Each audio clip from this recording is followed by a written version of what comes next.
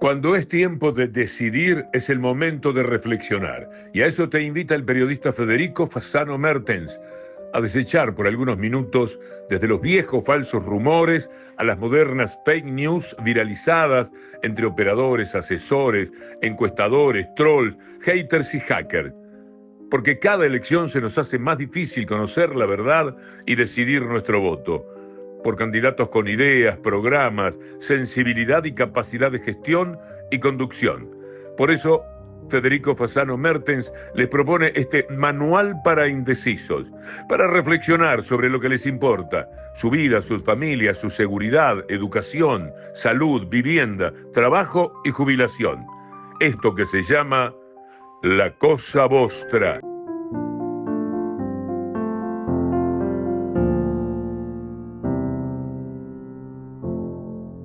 He escuchado estos días a varias personas decir que gane quien gane, va a haber muy pocos cambios, va a seguir todo igual, un poco mejor. Son dos proyectos históricos distintos. El Frente Amplio tiene un proyecto de país productivo, con redistribución e inclusión social, y la coalición republicana tiene un proyecto basado más en el capital financiero, en el fundamentalismo del mercado, cree en el éxito personal, económico, basado en la voluntad, y además cree que no puede haber desarrollo económico conjuntamente, simultáneamente con la redistribución. Este es uno de los puntos esenciales de diferencia entre los dos proyectos históricos. Por lo tanto, acá se va a dirimir en los comicios cuál de los dos proyectos va a regir los destinos del país los próximos 5 años. Y son muy distintos. En la gestión económica, bueno, el Frente Amplio recibió en el 2005 1.300.000 pobres. El 39,9% de la población, el 40% casi de la población en la pobreza. Acuérdense de las ollas populares por doquier, de la mendicidad por todos lados. Y el 1.300.000 pobres sacó de la pobreza a 1 millón de uruguayos, que pasaron parte a las capas medias, a integrar la clase media, y parte a estar fuera de la pobreza.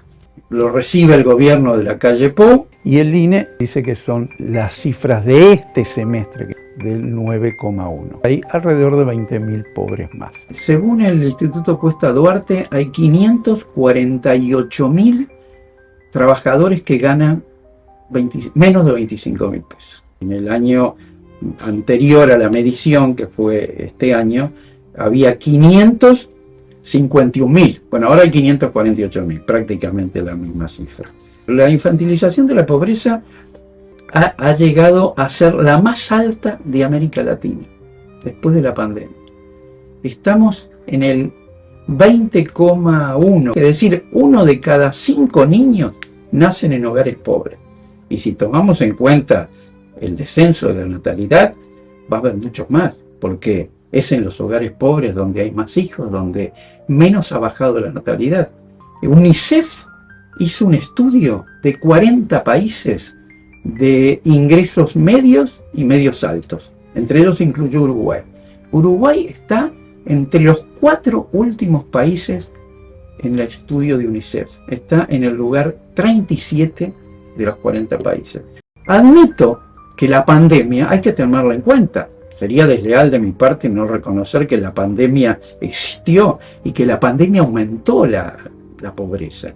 Más allá de discrepar con la política sobre pandemia del gobierno de la coalición, yo creo que se hubieran podido salvar 4.000 vidas de las 7.500 que murieron simplemente aceptando el plan del Frente Amplio, que costaba solo 200 millones de dólares, cuando le dejó 18.000 millones de dólares en caja.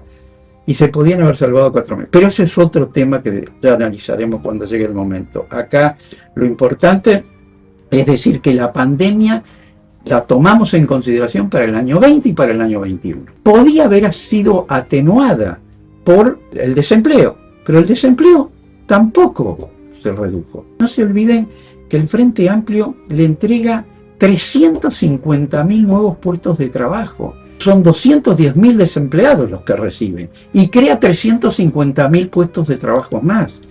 Claro, es cierto y hay que reconocerlo que en el último año, en 2019, pierde 70.000 puestos de trabajo. Pero igual así le entrega al gobierno de la coalición 280.000 nuevos empleos.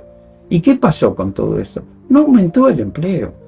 Prometieron que iba a aumentar el empleo y el empleo no aumentó. El Frente Amplio en 15 años, reconocido por la CEPAL, por las Naciones Unidas, en 15 años se transformó en el país menos desigual de América Latina. En 15 años cambió radicalmente la situación y bueno, los índices Gini que valoran y miden la desigualdad son clarísimos. Un índice Gini que recibió el Frente Amplio de 46, lo bajó a 38 y hoy la desigualdad no solo no ha disminuido, sino que ha crecido.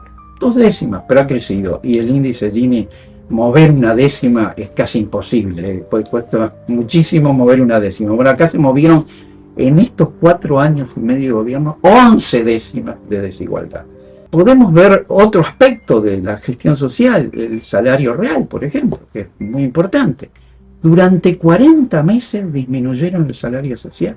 El Frente Amplio cuidó el salario social como una joya y lo entrega laudado, lo entrega protegido. Bueno, durante 40 meses, y ojo, la pandemia no duró 40 meses, la pandemia duró la mitad, 20 meses. Esos 40 meses hicieron perder a los trabajadores 7.440 millones de dólares. Yo me pregunto dónde están. ¿Dónde están? Porque no se dedicaron a bajar el déficit fiscal. El déficit fiscal es el mismo déficit fiscal que les entregó el Frente Amplio. Este cuadro, por ejemplo, indica que todos los niveles, salvo los de 68 años, aumentó la pobreza. Todos, menos los de 65 años para arriba, que ahí quedó la misma pobreza que recibieron. Acá hay un gráfico, tengo que poner los lentes, de los quintiles, y en donde ellos dicen que no, que el 0,8% aumentó la distribución del ingreso, aumentó los quintiles, pero es una trampa, es una falsificación ideológica, porque, bueno, el que aumentó enormemente es el quintil 5, el más importante de los 20.000 más beneficiados. Ojo que entre esos beneficiados hay unos que se beneficiaron muy poquito y otros muchísimo. Y entonces, ¿qué hicieron? Este gran promedio lo comparan con los otros quintiles, que todos descendieron, y obviamente la suma de todo da un 0,80%, menos del 1%. Además, en el análisis de los 15 años del gobierno frente amplista, las Naciones Unidas, en su reporte sobre recursos humanos, sobre desarrollo humano, lo ubica al Uruguay en ese momento, en el año 2019, lo ubica entre los 55 países más equitativos y más prósperos en el sentido de equilibrio de igualdades y todo eso, de todo el mundo, en el 55 lugar. Veamos las cifras, no tengo las cifras del año 24, sino las del año 23, retrocedimos 3 lugares. Estamos, según Naciones Unidas, en el 58 lugar.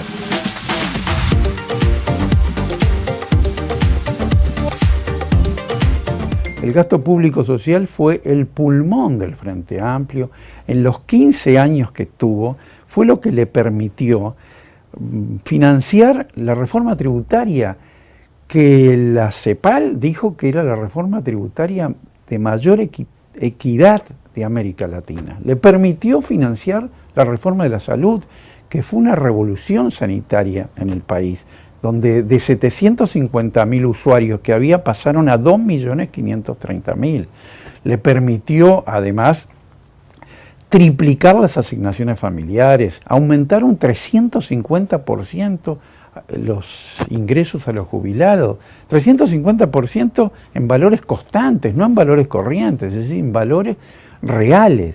Le permitió aumentar un 1000% el salario mínimo. Es el salario mínimo más grande de América Latina en esos 15 años. ¿Y qué hizo este gobierno en estos 55 meses? Disminuir el gasto público social.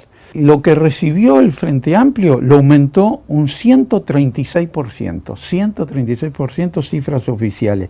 Pasó a ser el gasto social público el 27,7% del Producto Bruto Interno, cifras nunca alcanzadas en este país en los últimos años. Incluso logró llegar a un aumento de 10 puntos del Gini, el impacto distributivo que tuvieron en esos 15 años, cuando todos los países de América Latina no aumentaban más de 4 puntos del Gini, salvo el kirchnerismo en sus primeros años, que sí superó los 4 puntos, pero Uruguay superó los 10 puntos del Gini. Acá tenemos unos cuadros que podemos mostrar de cómo el gasto público social, acá es en el 2004, que lo recibe el Frente Amplio, y cómo asciende exponencialmente. Tengo hasta el 2018, pero me falta el 2019, pero siguió subiendo. Esto es realmente sorprendente, pero es necesario decirlo para comparar con el gasto público social actual. Pero veamos los cuadros de educación. En el 2004, el 3,15 del PBI se le entrega al gobierno del Frente Amplio. Y en el 2019 el gobierno del Frente Amplio entrega un 5,18 al gobierno de Lacalle Pou. Es decir, aumentó el 65% el gasto público social en educación. Y los recortes que hicieron son enormes. En la UDELAR, por ejemplo, en la UDELAR recortaron 38 millones de dólares. Y en el resto del sistema educativo recortaron 140 millones de dólares. Esos son los datos que yo extraje oficiales. Pero en la rendición de cuentas del año pasado se confiesa que se bajaron 300 millones de dólares del circuito educativo. Un recorte brutal. En materia de salarios, a los 65.000 docentes y funcionarios pasó lo mismo. En el 2019 aumentó el Frente Amplio, fue en la UDELAR el 89% y en el resto del circuito educativo el 99%. Todos los sectores docentes y funcionarios bajaron su salario real en estos 55 meses de gobierno, salvo ahora que empezó en el 2024 a subir. Este gobierno ha sido un excelente comunicador y un excelente táctico. Ha manipulado los tiempos de una forma excepcional. Es decir, apretó el cinturón los primeros 4 años y ahora empieza a aflojar el cinturón y aparece un aumento del salario real, aparecen aumentos en el gasto público de educación, aparecen todos en el último año. Realmente no me parece destacable esa actitud. Incluso están diciendo que el año pasado aumentaron el gasto público por estudiante per cápita. Sí, pero no dicen que no aumentaron el gasto público, mantuvieron ese gasto público bajo en educación por estudiante, pero disminuyeron los estudiantes. Hubo una gran deserción estudiantil, por eso aumenta por estudiante el ingreso per cápita. En el 2024 también empezó a subir el gasto público en educación. En inversión, no hubo inversión de mantenimiento ni hubo obra nueva. Acuérdense que el Frente Amplio dejó 101 establecimientos nuevos. Acá no aparecen los establecimientos nuevos. Veamos el tema que es muy importante de la matriculación y de los egresos, porque eso sirve para comparar los dos sistemas educativos. En el 2004 el Frente Amplio recibe 17.969 matriculados y entrega en el 2019 al gobierno de Lacalle Pou 47.970 matriculados, es decir, un aumento del 266%. Y el egresado, que es más importante todavía, recibe en el 2004 3.714 egresados y devuelve al gobierno de Lacalle Pou 11.723 egresados, un aumento del 315%. Pero lo más importante de todo esto, de los egresados, es que el 52% de los egresados son estudiantes cuyos padres nunca fueron universitarios. Eso muestra la sensibilidad social de un gobierno y de otro gobierno. Y ese 52% está cumpliéndose la profecía de Florencio Sánchez en Mi hijo el doctor. Y eso hay que destacarlo como un valor muy, muy importante. Si vemos las cifras de educación primaria y secundaria, en el 2019 el Frente Amplio le entrega 699.678 matriculados. Y en el 2023, el año pasado, que son las cifras que tenemos, desciende a 676.999 matriculados. Una disminución de 22.679 que se van del sistema educativo. Se van del sistema educativo. Y si tomamos educación pública más educación privada, la disminución es mayor, alcanza los 27.000 salientes. Es decir, acá están en juego y estamos mostrando lo que son los dos modelos. ¿Y qué modelo puede alegar este gobierno? Bueno, la reforma educativa. Una reforma educativa que es de papel, que no ha llegado a las aulas. No escucha a los docentes, no los escuchó. Favorece la desigualdad en el acceso, también tiene eso. No defiende el presupuesto educativo, acepta los recortes que le dieron y tiene una muy baja exigencia académica. No puede ser. Acá los capitalistas del conocimiento se han olvidado de los marginados de la educación. Esa es verdad. Acá lo puedo resumir en dos palabras. La materia gris ha sido derrotada por la materia prima. Gasto público en salud, porque en la salud fue una gran revolución la que hizo el Frente Amplio, que triplicó los fondos que le dio ACE y quintuplicó el gasto público social en salud pública, lo quintuplicó. Cuando este gobierno ha reconocido en el Parlamento que recortó 96 millones de dólares en salud pública, aún más, el Frente Amplio logró equipararse a los países de la OCDE en esos 15 años, alcanzando el 70%, cuando los países de la OCDE reclaman el 72%. Está prácticamente equiparado. Y acá no, redujeron los gastos en salud. Los medicamentos, por ejemplo, el 37% me dan los cuadros de recortes y me da también un stock reducido en un 60%. Veamos una cosa muy importante que dicen los cuadros, que son los tiempos de espera de la gente en ACE. ACE ha incumplido en estos 55 meses todo lo aprobado en tiempos de espera. Los cuadros me dicen que en policlínica 6 veces más de tiempo de espera, en cirugía 7 veces más, en pediatría 10 veces más y en ginecología, baste todos los restos, 17 veces más de espera que lo que estaba. Están desestructurando ACE y sobre todo están privatizando todo lo que se puede y hay una unidad entre lo público y lo privado. El Frente Amplio siempre tuvo como un principio, un dogma, que lo público sea más público y lo privado más privado. Bueno, acá no, acá se mezcla lo público y lo privado, generando los grandes escándalos que hemos visto. Tengo acá un cuadro. La parte de abajo es el gasto público y de arriba es el privado. Fíjense, en el 2004 el gasto público chiquito y el gasto privado enorme. Y empieza a subir todo el gasto público a estos niveles y disminuir el gasto privado. Eso ha sido la política del Frente Amplio en materia de gasto público de salud. El Frente Amplio ha sido el gran defensor de la clase media uruguaya durante los 15 años de gobierno. Elevó la clase media en 480.000 clasemedieros más. Aumentó la clase media en esos 15 años 480.000 más.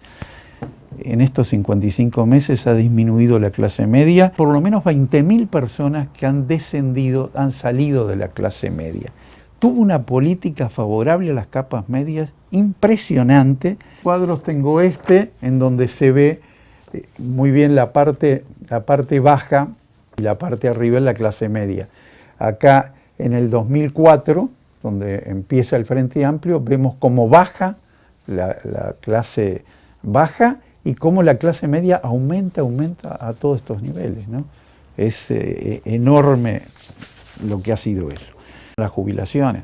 Bueno, no admite punto de comparación porque la ley que aprobaron el año pasado, en el año 23, bueno, es terrible, es decir, le quita 5 años a los activos, tienen que trabajar 5 años más para jubilar, los obliga a los aportes a las AFAP, van a recibir menos dinero que el que reciben ahora. En esta materia nada es amable y todos vamos a tener que contribuir a ese desfinanciamiento. Lo injusto es que esta ley hace que el desfinanciamiento lo cubra un solo platillo de la balanza, solo en un lado, es decir, los trabajadores, los jubilados, los pensionistas son los que tienen que cubrir el desfinanciamiento. Y eso no es justo, de ninguna manera es justo. Creo que si gana el Frente Amplio, lo primero que tiene que hacer es derogarla y convocar a un gran acuerdo nacional, porque además las diferencias enormes que existen en materia de cifras no son creíbles. Por un lado el PIT-CNT, muchos economistas de izquierda y organizaciones frentistas dicen que con solo 460 millones de dólares anuales se soluciona el problema y que encima sobran 900 millones de dólares. Y el oficialismo dice que no, que se necesitan 1.500 millones de dólares anuales y que además dentro de 15 años se van a precisar 4.000 millones de dólares anuales. La matemática es una ciencia exacta, no puede haber una diferencia de esto. Hay que sentarse y llegar a un acuerdo y ver las cifras, cuáles son las cifras reales. Sobre todo teniendo en cuenta que las AFAP reciben 1.500 millones de dólares del Estado todos los años y que hoy acumulan 24.000 millones de dólares para los jubilados. No, por favor, más sensibilidad social con los ancianos, más sensibilidad social con aquella gente que está por terminar su vida en esta tierra.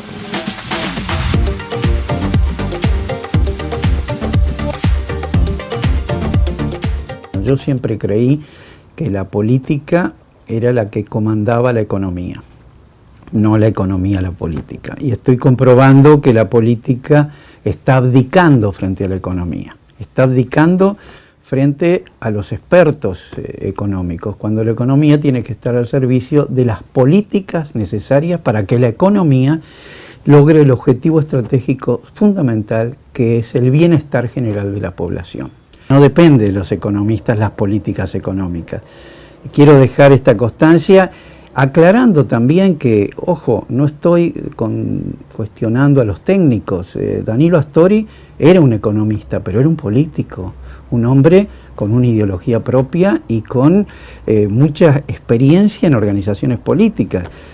También lo es Odone. Odone no es solo un gran economista. Odone es un hombre que militó en partidos políticos de izquierda y que tiene su propia ideología y que sabe bien que la política tiene que dirigir a la economía.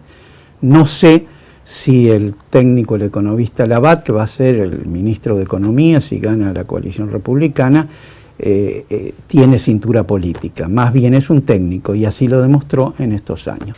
He analizado y todos los indicadores económicos de este gobierno han colapsado, salvo la inflación, que es un gran mérito de este gobierno y hay que destacarlo, a un costo altísimo.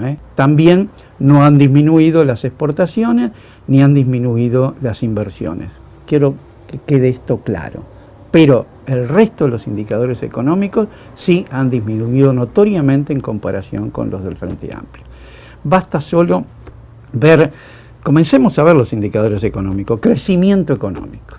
Tenemos un informe de la CEPAL donde dice que en estos últimos 4 años y medio, Uruguay figura entre los 3 países más bajos en materia de Producto Bruto Interno. En 3 de América Latina estoy hablando, los más bajos, de más bajo crecimiento quiero decir, ¿no? Si comparamos esto con los 15 años del Frente Amplio, donde la misma CEPAL decía que es el país Uruguay en los 15 años del gobierno Frente Amplista que mayor índice per cápita ascendió en el Producto Bruto Interno, no admite comparación. El Instituto Legatum de Inglaterra, que en esos 15 años del gobierno Frente Amplista lo calificó a Uruguay como el país más próspero de América Latina, por lo tanto, evidentemente no hay comparación. Pero veamos los cuadros. Estos cuadros fueron preparados por la consultora Etcétera, que es una consultora prestigiada de economistas, sociólogos y politólogos, y son cuadros no del año pasado, son de ahora, del 2 de octubre. Estas cifras las sacaron, lo dice acá, esto lo van a ver ustedes en pantalla, bien, fueron sacadas del Ministerio de Economía y Finanzas y del Banco Central del Uruguay. Este gobierno, de todas maneras, frente a esta caída del Producto Bruto Interno, ha sostenido que ha hecho mucha obra pública. Más que obra pública, que no ha superado la del Frente Amplio, sí lo ha superado en inauguraciones. En inauguraciones hay cientos y cientos de horas de helicóptero del presidente de la calle Pou inaugurando obra pública.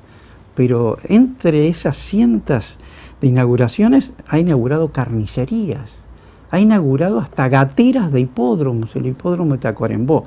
En inauguraciones sí le gana este gobierno al del Frente Amplio. Pero veamos las cifras que surgen de los cuadros. El Frente Amplio recibe de Jorge Valle una caída del Producto Bruto Interno, el PBI, de un 3% y le eleva al 6,9%. Es decir, aumenta el primer gobierno del Frente Amplio 9,9%, un 10% del PBI, ¿sí? Niveles históricos. Y el gobierno de Mujica sigue aumentándolo, un 5% más, exactamente un 4,9%. Y el segundo gobierno de Tabaré Vázquez, ante la crisis regional por la caída abrupta de las commodities y el descenso de todos los países de América Latina, aún así lo aumenta, poco, pero lo aumenta un 1%. ¿Y este gobierno qué hizo? Después de decir que basar todo en el desarrollo económico más que en el desarrollo social, como lo hemos visto en los anteriores videos, aumenta solo el 0,7%, no llega al 1%. Hay un estancamiento económico muy fuerte. Pasemos a otro indicador económico, a las reservas. Las reservas, fíjense que el Frente Amplio no recibe reservas, son solo 200 millones de dólares le deja en las arcas del Estado el gobierno de Jorge Valle. Y los gobiernos frente amplistas ascienden a 18.000 millones de dólares las reservas. 18.000 millones de dólares que les entrega Tabaré Vázquez al gobierno de la calle Pou. Es un récord histórico y ha sido en el análisis per cápita las reservas más importantes de América Latina. ¿Qué hizo este gobierno? Descendió 2.000 millones de dólares las reservas. Hoy, el informe de diciembre del año pasado, que es el último informe anual, dice que tenemos 16.000 millones de dólares en reservas. Teníamos 18.000. Pasemos a otro indicador económico, el déficit fiscal, por ejemplo, que ha sido la peor situación fiscal de los últimos 20 años. El déficit fiscal fue la principal bandera del gobierno de la calle Pou para combatir al Frente Amplio, diciendo es una barbaridad del déficit fiscal que nos deja. La ministra de Economía, Arbeleche, sostiene que nos entregan un auto con luz roja, es decir, no hay nafta en el tanque, estamos en la reserva. Fue una de las grandes banderas de la coalición republicana contra el Frente Amplio. Bueno, hoy el déficit fiscal ha aumentado, no se puede creer, porque dijeron que lo iban a bajar a la mitad. Bueno, no solo no bajaron nada, sino que lo aumentaron el déficit fiscal. Es, para mí, la mayor derrota económica de este gobierno. Pasemos a otro. En la deuda externa, Valle le entrega al gobierno de Tabaré Vázquez toda la deuda externa, es superior a toda la riqueza del Uruguay. Es el 102% del PBI. No hay precedentes de eso. Supera toda la riqueza del Uruguay.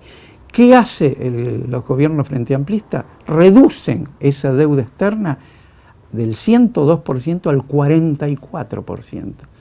Y entrega al gobierno de la calle Pou una deuda externa de 27.000 millones de dólares. ¿Y qué hace el gobierno de la calle Pou? La sube, la aumenta a 34.000 millones de dólares. Otro gran fracaso económico en la comparación de ambas gestiones de este gobierno. 34.000 millones de dólares significa que cada bebé que nace hoy en Uruguay debe $1.000. que cada hogar debe $5.000 al exterior. Es otra derrota que no podemos ignorar.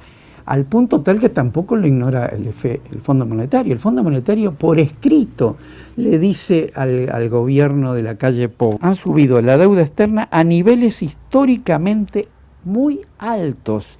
Es necesario un descenso sistémico. Fíjense que esto implica una herencia para el próximo gobierno, de que va a tener que bajar la deuda externa, que no va a poder tener créditos. Veamos otros indicadores económicos. El atraso cambiario. Bueno, es el peor atraso cambiario del siglo XXI. No se conoce un atraso cambiario de esta naturaleza. Fíjense que en el 2019 el Frente Amplio tenía un dólar de, creo que 37.60 más o menos. Ahora, en agosto, no estoy hablando de esta suba en pizarras, en agosto subió a 38.60, prácticamente el mismo tipo de cambio de hace 4 años y medio. Sube la inflación y el dólar quedó quieto durante 4 años y medio. Eso es el tipo de cambio de pizarra. Vayamos al tipo de cambio real. El tipo de cambio real es peor la situación. El tipo de cambio real se toma en cuenta no lo que vemos en pizarra, sino la inflación mundial, y se la compara con la inflación local de Uruguay y se llega a unos números. Por ejemplo, en el 2019 el número que se le tiene el Frente Amplio es de 101 y el número en el 2024 es de 84. Hay un 20% de diferencia en contra de este gobierno. Fíjense que en el 2019 el Frente Amplio entrega el gobierno con una brecha de solo el 3%. Este gobierno le va a entregar con una brecha cambiaria 7 veces más, del 21%. ¿A qué se debe este atraso cambiario? Bueno, en primer lugar se debe a que el Banco Central hace 2 años dijo: no intervengo más. ¿Por qué? Porque apostaron a contener la inflación y presentarlos como la gran bandera de este gobierno. Yo diría la única bandera de este gobierno. Pese a todo, las exportaciones han subido, pero han subido por otros factores. Por la guerra en Ucrania, por ejemplo, eso hizo subir mucho las exportaciones, pero hubieran subido muchísimo más si no hubiera este atraso cambiario. Tengan en cuenta que con estos niveles de cómo está el dólar, que estamos un 18% abajo de la brecha con China. Las industrias han sufrido muchísimo con este atraso cambiario, han cerrado centenares de emprendimientos debido a este atraso cambiario. Y podía haber cambiado mucho la situación de nuestra principal industria, que es el agro, si no estuviera este atraso cambiario. Hablemos de la inflación, que ha sido el gran mérito de este gobierno, ¿no? El rango que se propusieron es un rango mínimo de inflación del 3% y un rango máximo del 6%. Pero aclaremos que durante 40 meses siempre estuvieron arriba del rango del 6%. Después de la emergencia sanitaria, cuando todos los países subieron su desarrollo económico, acá teníamos un 9% de inflación, casi 2 dígitos. Recién ahora, hace 15 meses, se acercan al rango y ahora podemos decir que sí están en el rango del 6%, que es el rango máximo que ellos planteaban, ¿no? Las políticas monetarias contractivas que establecieron y los aumentos de las tasas de interés es lo que determinaron que esa inflación no superara ahora el 6%, sí lo superó durante todo el periodo anterior, ¿no? El éxito se debe a una economía muy estancada, se debe también a la fuga del consumo interno. La fuga hacia el exterior, acuérdense que todo el mundo se iba a hacer sus compras en Argentina. Eso ayudó a que la inflación bajara. Es decir, el estancamiento de la economía, la fuga del consumo interno y sobre todo el atraso cambiario es lo que les permite a este gobierno decir: llegamos al rango del 6%. Pasemos ahora al último cuadro, el de la presión fiscal. Este gobierno prometió impuesto cero. Y prometió además en el estadio de Wander que no iba a subir los combustibles. Una promesa hecha pública además, impuesto cero. Por ejemplo, el mayor impuesto que tiene el agro, el mayor de todos, es el atraso cambiario. Es una forma impositiva. ese atraso cambiario que ha castigado a nuestra principal industria, que además se ha endeudado de 2.500 millones de dólares, el agro debe hoy 3.530 millones de dólares. Puedo tampoco tomarlo en cuenta como un debe de este gobierno en virtud de la emergencia hídrica que existió y todas la conocemos. Puede ser eso un factor de endeudamiento mayor. Pero veamos, comparemos la presión fiscal del Frente Amplio sobre el agro y la presión fiscal de este gobierno sobre el agro. La presión fiscal del Frente Amplio fue de 5,9%. Y la presión fiscal del 2024 sobre el agro es del 6,7%, un aumento de casi el 14%. Es decir, que este gobierno castigó más al agro que el gobierno del Frente Amplio. Tengámoslo en cuenta. Pero pasemos ahora a la otra promesa, a la promesa de que no se va a aumentar los combustibles. ¿Saben cuánto aumentó los combustibles este gobierno? Un 44% en pesos. Y un 35% aproximadamente en dólares. Y era aumento cero lo que prometieron. Dice el gobierno, estás tomando los valores a pesos corrientes y no a valores constantes. Bueno, yo puedo decir, no pueden decir eso en dólar, porque en dólar se tomó a cómo está el dólar, ¿no? Hubo un aumento en los combustibles del 35%. Pero en valores constantes también hubo aumentos. Hubo aumento en valores corrientes, en valores constantes y en valores de dólar.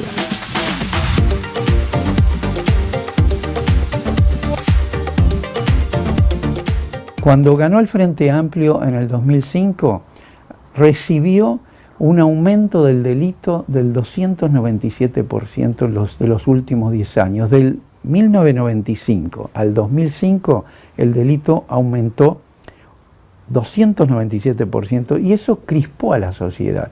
Recibe el Frente Amplio una sociedad crispada contra el delito, y el presidente Tabaré Vázquez nombra de ministro del Interior a José Díaz, un político humanista, un dirigente honesto e inteligente del Partido Socialista, un intelectual de la teoría y la praxis de la convivencia.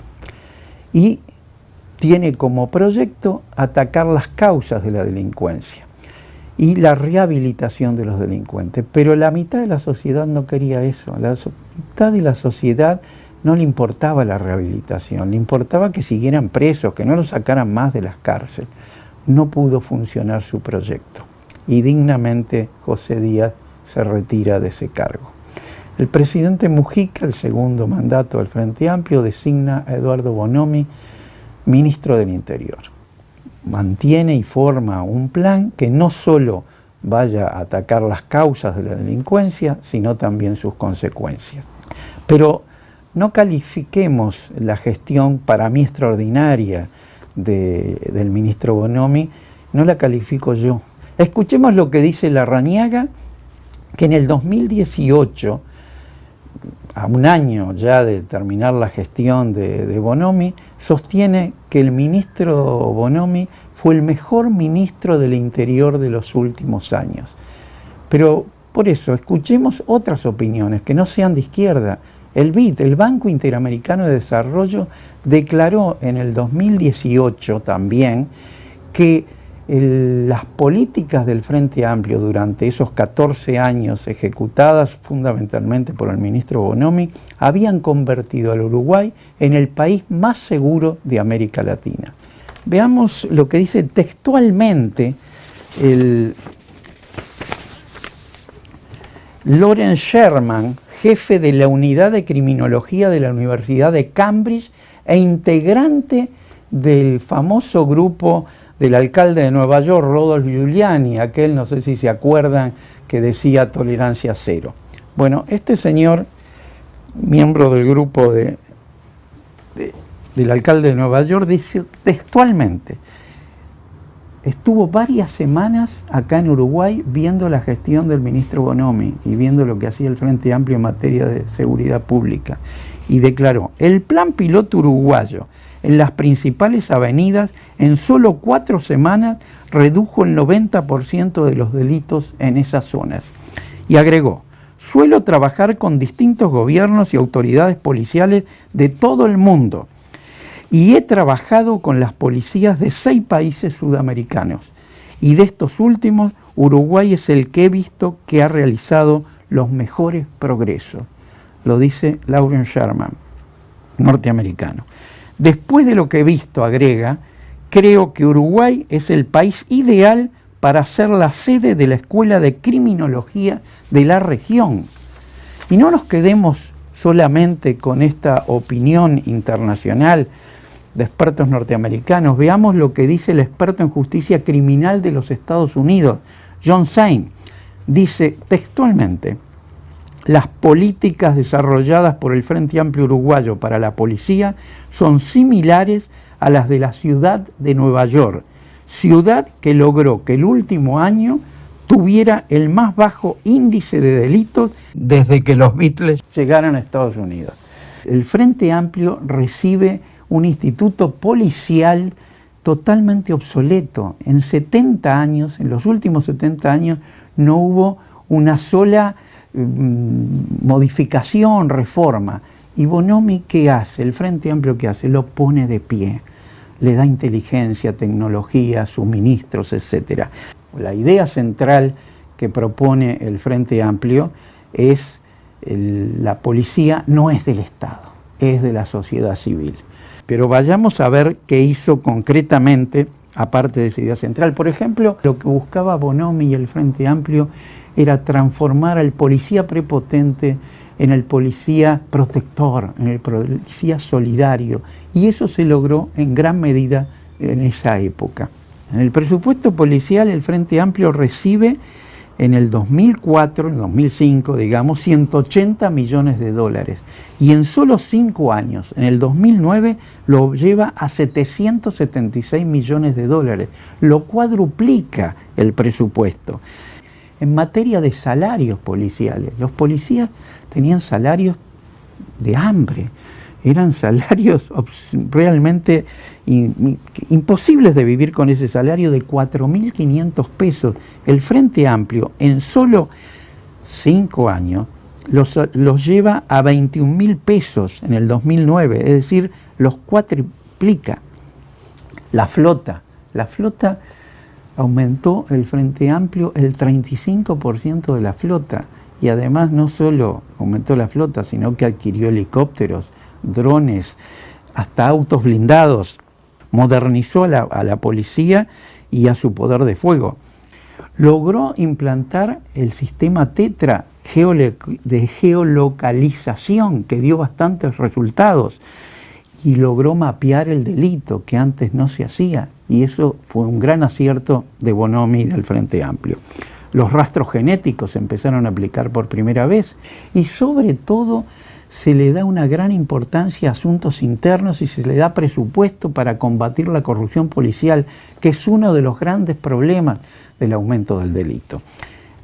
La droga aparece en el Uruguay en el 2002, no estaba el Frente Amplio en el poder.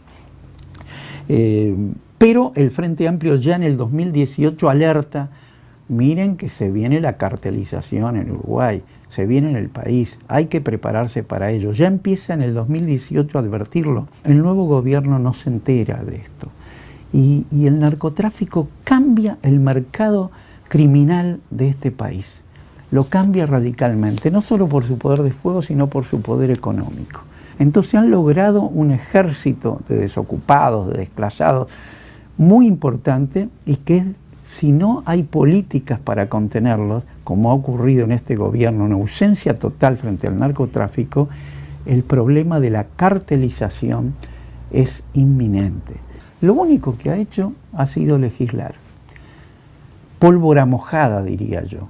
Ha creado la LUC, ha creado el derribo de aviones, bueno, no se ha derribado ningún avión del narcotráfico, ha generado una severidad en la política de represión, ha amenazado con sacar a los militares a la calle, pero en los hechos todo eso es puro papel que no se ha traducido en ningún esfuerzo en la realidad.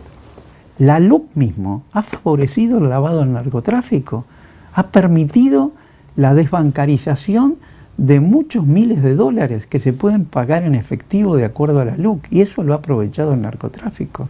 La densidad carcelaria es un escándalo. El Frente Amplio recibe, veamos la cifra, el Frente Amplio recibe en el 2005 un 181% de densidad carcelaria. ¿Qué significa esto? Que hay 81% de presos que no tienen cama, un 81% que no pueden ser alojados en las cárceles. Sin embargo, eran alojados produciendo el gran hacinamiento. El Frente Amplio baja ese hacinamiento al 95,1%. ¿Qué significa? Que sobran camas.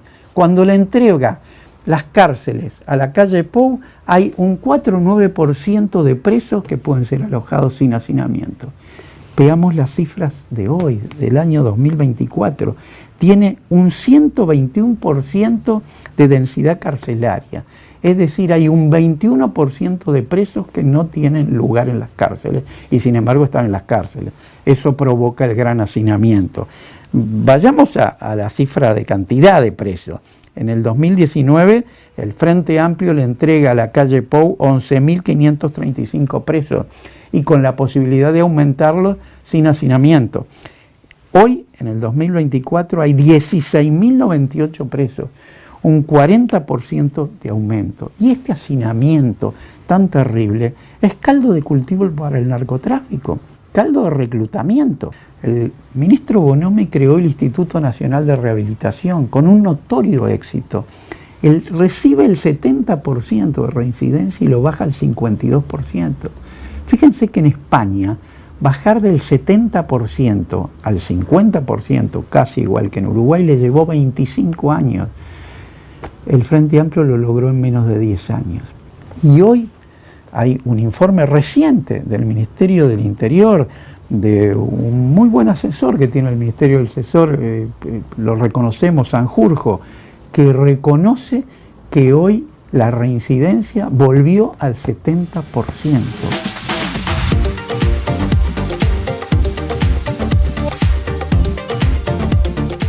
Comencemos con el escándalo quizás más notorio, que es el del asesor del presidente Lacalle, la FLUPS, que convoca a una reunión en la Torre Ejecutiva a 2 ministros y a una viceministra, diciéndoles que esta reunión fue pedida por el presidente de la República. La FLUPS así lo dijo, no fue desmentido. La FLUPS no dijo, ni mire, les mentí, los convencí para que vinieran. No, no solo eso, sino que les dice que la reunión es secreta, reservada, que no pueden entrar por la puerta principal, que nadie debe saber que estuvieron, tienen que entrar por el garage. En una reunión donde se decide la destrucción de documentos públicos, donde se decide obstruir la gestión de la justicia, el presidente va a esa reunión, sale a los pocos minutos y en conferencia de prensa dice que entró solo para saludar. El otro escándalo es la Asociación para Delinquir, que en plena Torre Ejecutiva instaló el jefe de seguridad del presidente de la República, el señor Astesiano. Otro escándalo importante fue las conversaciones que mantuvo el presidente del honorable directorio del Partido Nacional, Pablo Iturralde, con el senador Penades, en las cuales le dice que no se preocupe, que el caso ha sido asignado a una fiscal, Alicia Gioni, que es una magistrada que es nuestra, le dice, utiliza la palabra es nuestra. Alicia Gioni es nuestra y ya ha actuado en varios casos archivando expedientes que nos perjudicaban. El otro escándalo es el de la fiscal Gabriela Fossati. Gabriela Fossati tuvo en su poder 38 conversaciones entre el presidente de la República y su jefe de seguridad, jefe de la Asociación para Delinquir instalada en la Torre Ejecutiva. Se negó a que fueran examinadas esas 38 conversaciones, que están en la justicia penal. Renunció y se afilió de inmediato al Partido Nacional y es una militante reconocida actualmente del Partido Nacional. No tiene precedentes esto en la historia de este país. Es otro de los grandes escándalos de este gobierno. El pasaporte a Marcet. El pasaporte a Marcet no solo es un gran escándalo porque fue advertido el gobierno de quién era el narcotraficante Marcet, sino que se entrega en una forma con una impunidad total a sabiendas de lo que iba a ocurrir. y ocurrió lo que ya sabemos, está prófugo, reclamado por distintos gobiernos y por la culpa exclusiva y excluyente de este gobierno. El espionaje a 2 senadores de la República porque eran muy críticos con la entrega del puerto a una transnacional, el espionaje al presidente del PIT-CNT, donde querían vincularlo con sus idas a un almacén donde decían que había droga y finalmente se descubre que era un almacén que nada tenía que ver, que solo vendía productos de almacén, pero fueron espiados. Y ese espionaje contó con la aprobación del presidente de la República. Existen las pruebas que lo documentan en sede penal. El gran escándalo de las horas extras es otra forma de raterismo oficial. Se robaron 8 millones de dólares de horas extras falsificadas. Es algo que tampoco tiene precedentes esta modalidad delictiva en el país a este grado, a este nivel. Por eso está procesado el intendente Artigas y una diputada del Partido Nacional. La violación grupal de militantes del Partido Nacional, de la juventud del Partido Nacional, contra una menor de edad, en una fiesta en donde el Partido Nacional festejaba el triunfo de la LUC en el plebiscito. Eso no ha sido investigado, no ha sido nadie procesado por ese tipo de violación a un menor por militantes del Partido Nacional. Las orgías en la casita del parque, otro ejemplo absolutamente comprobado donde tampoco nadie ha resultado procesado o enjuiciado de alguna manera. Las pasantías otorgadas en la Intendencia de Colonia a cambio de sexo también es otro elemento que ha sido quedado impune y otro de los grandes escándalos de este gobierno.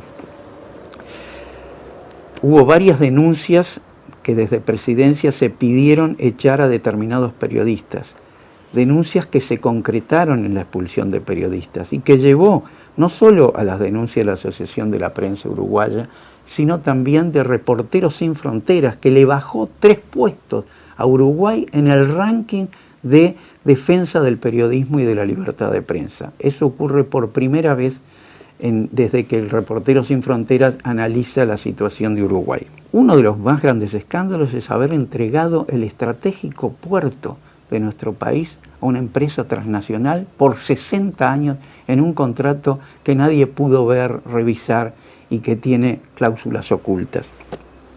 Lo otro es el regalo de la fibra óptica de Antel a los canales privados de televisión, al monopolio de la televisión. También debemos señalar como otro gran escándalo que fue la anulación de las concesiones legales otorgadas por el último gobierno de Tabaré Vázquez, cumpliendo con la ley que le exigía llamar a consulta para otorgar señales de televisión. Lo primero que hizo este gobierno es anular esa concesión reglada y obligada por ley que tuvo que cumplir todos los requisitos legales. Veamos ahora qué pasó con los 15 años del Frente Amplio, o en rigor con los 20 años, 15 años de gobierno más estos 5, que también fue perseguido penalmente con gran saña, pero veamos cuáles son los resultados. En los 20 años hubo solo 8 procesados contra los 29 que estamos hablando de este gobierno, en los 20 años, pero veamos qué procesados son y qué delitos son. Yo, y es una opinión personal, no digo que la compartan ustedes los indecisos, de los 8 procesados, solo 1 es por corrupción. Solo 1, no los 7 restantes, y lo voy a señalar y describir. El procesado que sí por un tema de corrupción fue el director de casinos, Juan Carlos Bengoa, hace 20 años. Y fue procesado por la responsabilidad de su cargo, porque hubo actos de corrupción en el casino. Y él era el director de casino y la justicia entendió que él sabía lo que estaba ocurriendo y no actuó. Veamos a la senadora Michelle Suárez, la única mujer trans que llega al Parlamento uruguayo, comete un error más de tipo privado que de público, no es en el ejercicio de su función. Como abogada, falsifica una firma en un expediente. reconoce su error, pide perdón, renuncia a la banca, se presenta ante la justicia, es condenada por esa firma falsificada, cumple su condena y a los pocos años muere prematuramente, a los 38 años. Gonzalo Pereira, director de Antel. ¿Por qué es procesado? No por el ejercicio de su función en Antel. Entró en un estado de depresión, incluso fue internado y simuló un delito, es decir, dijo que habían atentado contra él, lo cual era falso. El caso de Raúl Sendic, vicepresidente de la República, que fue procesado por usar la tarjeta corporativa, un mal uso de la tarjeta corporativa, regalando 2 colchones y algunas otras cosas a gente que las necesitaba en ese momento. Veamos al diputado Daniel Pláceres. El diputado Daniel Pláceres es procesado por votar en el Parlamento a favor de una cooperativa obrera fundida, que es la de Envidrio, y que obviamente él quiso ayudar. Veamos el caso de Fernando Caloia. Ya se estaban preparando centenares de juicios en Brasil contra Pluna. Y Pluna tenía que ser vendida de cualquier manera. Ellos creyeron que el remate era en serio, se iba a realizar, que el interesado era en serio, que iba a comprar Pluna. En eso sí fueron engañados. Por supuesto que cometieron un error, porque no debían haber dado ese aval sin tener todos los recaudos necesarios. De todas maneras, sí fue procesado y lo tomamos como uno de los 8 procesados. A Gabriel Lombide también, por abuso innominado de funciones, por apoyar a las radios comunitarias. Claro, este gobierno solo apoya al monopolio de la televisión, a los monopolios radiales, pero nunca va a apoyar a las radios comunitarias, que es la otra voz, la voz que se enfrenta a los monopolios. Y el último, Nicolás Endoya, lo procesa porque su secretario, renunciante ya, fue a buscar toda la documentación que tenía y llevársela, como hacen todos los funcionarios, y unas copias que tenía, en lugar de llevársela, utilizó la trituradora de la URSEC para destruirla. Ningún documento original, todas copias que ya están, los documentos originales en todos los expedientes. Sin embargo, lo procesan a Sendoya como director porque era su secretario. Y en materia de denuncia, Charles Carrera, que no está procesado, está denunciado, es denunciado por haber asistido a un tetrapléjico en el hospital policial. Ese es el delito del que lo acusan. Una víctima de una bala perdida de un policía que lo deja tetrapléjico, y el Ministerio del Interior interviene y Charles Carrera solidariamente le da asilo en el hospital policial. Si analizamos la calidad de los delitos de un gobierno y de otro, no admite comparación, ni en la cantidad de delitos, ni en la calidad de los delitos que estamos señalando. Voy a dar un solo dato que obviamente no es delictivo, que es simplemente un elemento para que los indecisos tengan en cuenta, que es el aumento del patrimonio del actual presidente de la República. Aumentó su patrimonio bruto en un 90% en estos 4 años y medio de gestión. El patrimonio neto, como tiene una deuda sobre ese patrimonio, bajó al 61%.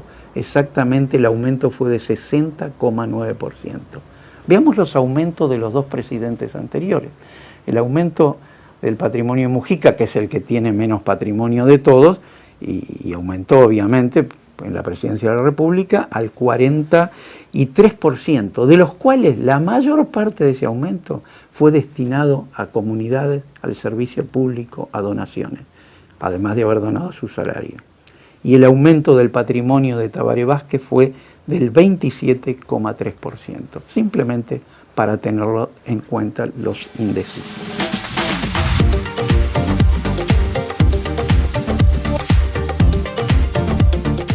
Veamos las debilidades de la coalición republicana. La primera debilidad es la gran derrota electoral que tuvieron. Perdieron 153.000 votos, un 12% del electorado. Eso es una gran derrota, pero además perdieron 3 senadores, perdieron 6 diputados, perdieron la mayoría parlamentaria en el Senado y en diputados y en la Asamblea General. Perdieron 9 departamentos del interior, Perdieron departamentos que nunca el Frente Amplio les había ganado, ni siquiera en la gran votación del 2004, donde el Frente Amplio apabulló al Partido Colorado y el Partido Nacional juntos, y no hubo balotaje incluso. La otra gran debilidad es la fuga permanente que han tenido en los 4 balotajes que hubo. En todos bajaron. Veamos los números exactamente, porque estoy diciendo que no son generalidades. Hay números concretos que los indecisos tienen que conocer. Fíjense que en el 2009 la coalición republicana, que yo llamo la coalición del Partido Colorado y el Partido Nacional, cuando ganó Mujica, perdió en el balotaje 67.000 votos, casi 68.000 votos. En el 2014, cuando ganó Tabaré Vázquez, la coalición republicana, insisto, Partido Colorado más Partido Nacional, porque no existía la coalición en ese momento, perdió 83.000 votos. Y cuando ya existía la coalición es cuando más perdió. En el 2019, donde gana la calle Pou, pierde 126.000 votos, casi el 10% de su electorado. Bueno, evidentemente esta fuga permanente es una de las grandes debilidades de la coalición republicana.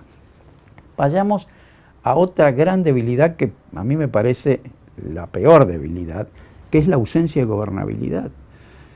No tienen mayoría en el Senado, no tienen mayoría en diputados, no tienen mayoría en la Asamblea General. No pueden aprobar las venias. Si ganan en el balotaje, ¿cómo hacen para designar directores de entes autónomos? Directores de servicios descentralizados. Ni siquiera pueden designar embajadores, porque eso lo maneja el Senado, que ya lo perdieron. Están expuestos a la censura de los ministros. Incluso están expuestos a una disolución de las cámaras, que si se mantiene la censura puede el nuevo presidente convocarlas. Están expuestos a las comisiones investigadoras. Después de los grandes escándalos que han salpicado a este gobierno, no tengan ninguna duda que aún perdiendo el balotaje, el Frente Amplio, tiene los votos para comisiones investigadoras de algunos de los más grandes escándalos de este gobierno. Tienen el control de las comisiones del Senado y pueden tener control de las comisiones de diputados si Identidad Soberana acuerda con ellos algunas comisiones. Bueno, y controlan también la Asamblea General. Pero el Frente Amplio puede aprobar proyectos en el Senado y en diputados le hace falta nada más que 2 votos.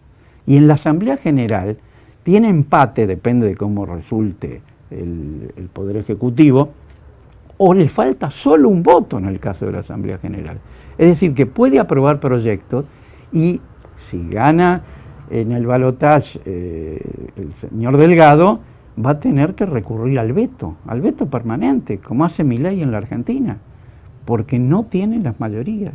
Una gran debilidad que lo puede llevar a una no gobernabilidad. No pueden aprobar sus propios proyectos, porque obviamente no tiene mayoría, pero además le pueden aprobar proyectos en contra de ellos. Una cuarta debilidad muy importante: ya no existe la coalición multicolor. Nació la coalición bicolor, Partido Nacional, Partido Colorado. Y los otros 3 partidos que los acompañan no tienen ni un senador y solo 3 diputados. En el fondo, estos 3 partidos han pasado a ser una decoración testimonial y nada más que eso, porque realmente yo me pongo en el lugar de esos partidos y deben estar analizando qué nos conviene más. Si seguir siendo un furgón de cola que no incide en nada de una coalición que pasó a ser bicolor, o quedarnos en forma independiente para decidir de acuerdo a nuestros intereses y volver a crecer. Bueno, ya lo planteó Manini Ríos al decir que si perdemos en el balotaje no tiene sentido una coalición en la oposición.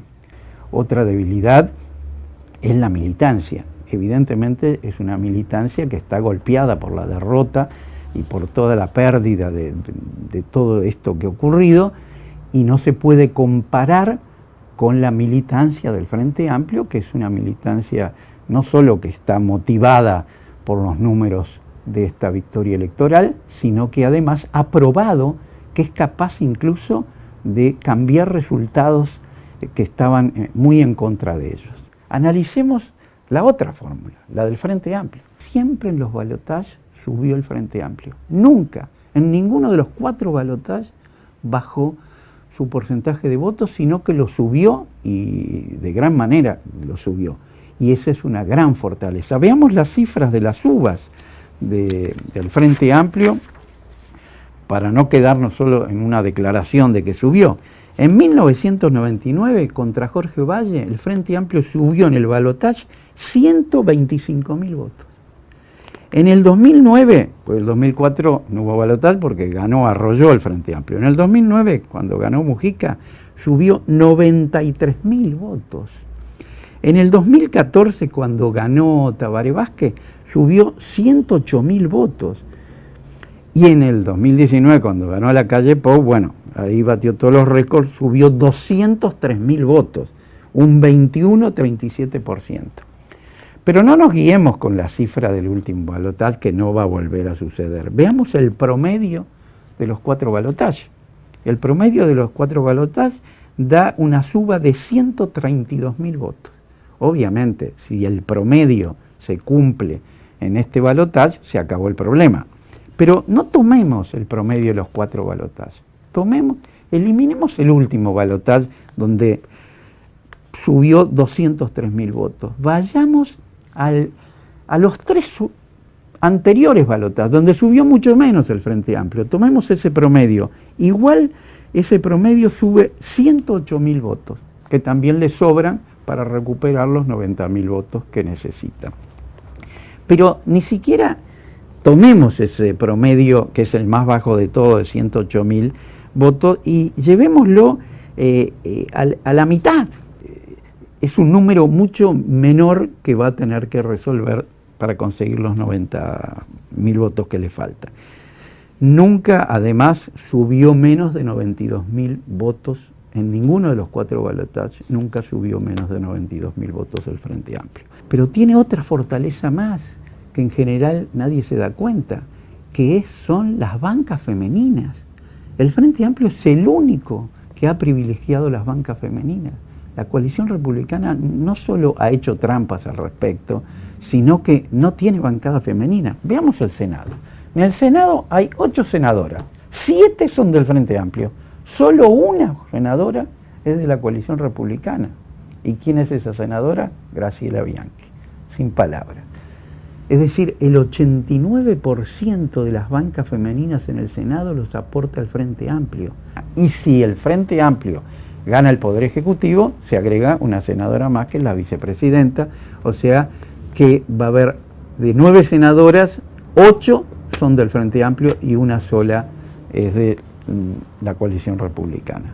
Veamos en diputados, 18 diputadas aporta el Frente Amplio, contra 8 diputadas de la coalición republicana. Un 70% de las bancas femeninas las aporta el Frente Amplio y solo un 30% de la coalición republicana.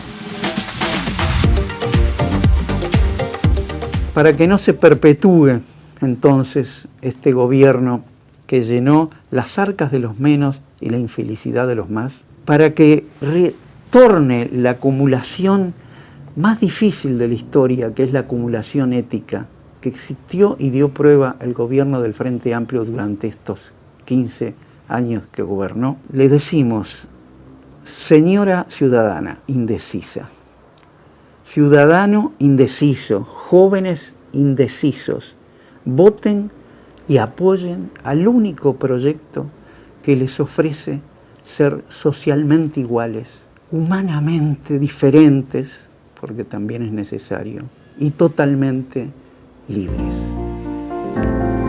Gracias por compartir este manual para indecisos que les propone el periodista Federico Fasano Mertens de camino a las elecciones nacionales, para reflexionar y decidir sobre lo que importa, la cosa vostra.